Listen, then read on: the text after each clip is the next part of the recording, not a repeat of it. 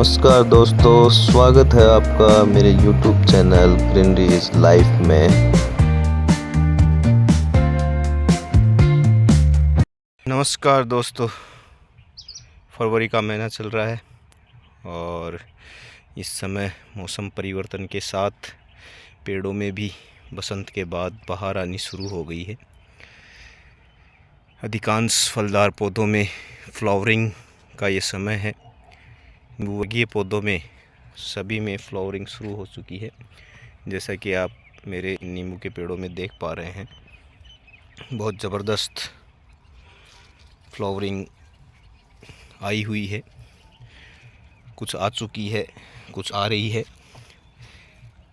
ये देखिए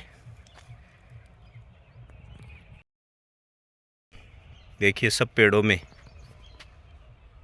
शानदार फ्लावरिंग। ये मौसम भी नींबू वर्गीय पौधों के लिए फ्लावरिंग का है। ये देखिए दोस्तों, इस तरह की फ्लावरिंग के लिए मैंने 20 जनवरी के आसपास इन पौधों का पानी बंद कर दिया था। साथ में इनकी अच्छे से निराई गुड़ाई कर दी थी। 20 जनवरी के आसपास पानी बंद करने से पहले मैंने इनमें एक स्प्रे प्लानोफिक्स का कर दिया था,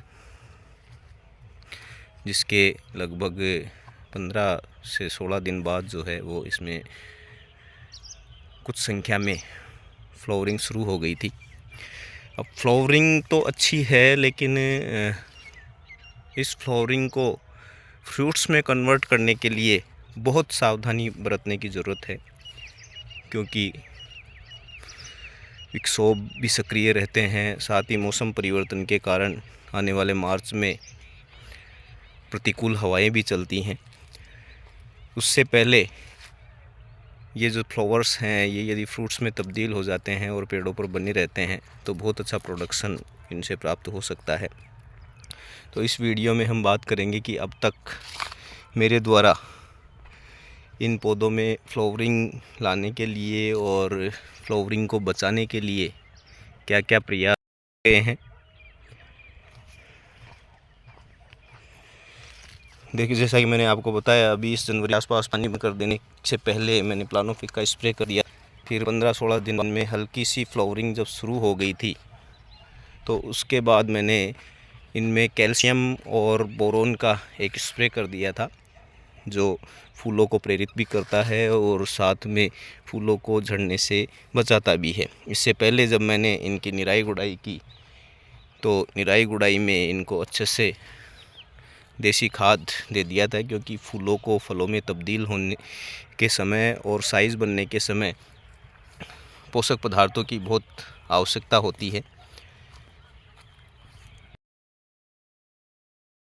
फूलों को झड़ने से बचाने के लिए सबसे पहला और ज़रूरी काम आपको ये रहेगा कि पेड़ के नीचे खरपतवार की स्थिति नहीं हो, क्योंकि खरपतवार की वजह से भी जो है वो कीट पतंगे आते हैं और फ्लावरिंग को नुकसान पहुंचाते हैं। साथ ही पर्याप्त मात्रा में गोबर का खाद और अन्य पोषक तत्व की पूर्ति पेड़ को फ्लावरिंग से पहले किया जाना ज़रूरी है। और इसके बाद जो सबसे महत्वपूर्ण चीज़ होती है वो है वाटर मैनेजमेंट। अत्यधिक पानी का यदि हम उपयोग करेंगे तो पानी के प्रयोग से फूलों के गिरने की संभावना रहती है, या फल बिल्कुल छोटा सा फल होता है तब फूल गिरने की संभावना रहती है।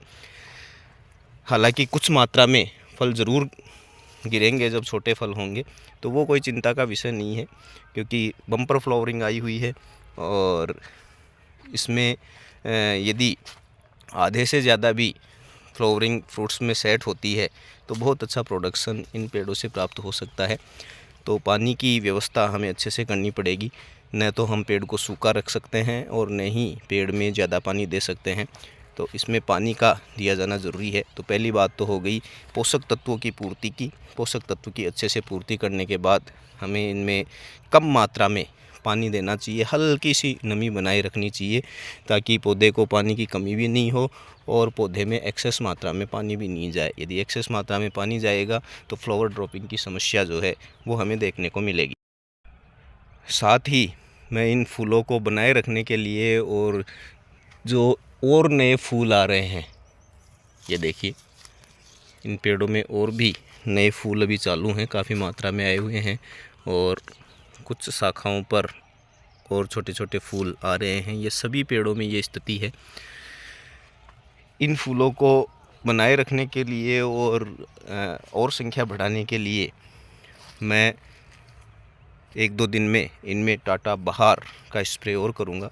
उसका फ़ायदा ये होगा कि वो जो इसमें जो पोषक तत्व हैं वो इन फूलों को गिरने से बचाने के साथ साथ फलों की साइज़ बनाने में भी सहयोग करेंगे। तो अगर आपके नींबू के पेड़ों में भी इस तरह की फ्लावरिंग आई हुई है, जैसा कि इस बार अच्छी फ्लावरिंग है तो आपके आई हुई होगी, लेकिन सबसे महत्वपूर्ण है इनको बचाए रखना। इसलिए साथियों, पानी का मैनेजमेंट और खाद का प्रबंधन करके इन फूलों को बचाया जा सकता है और इनसे अच्छी मात्रा में जो है वो फल प्राप्त कर सकते हैं।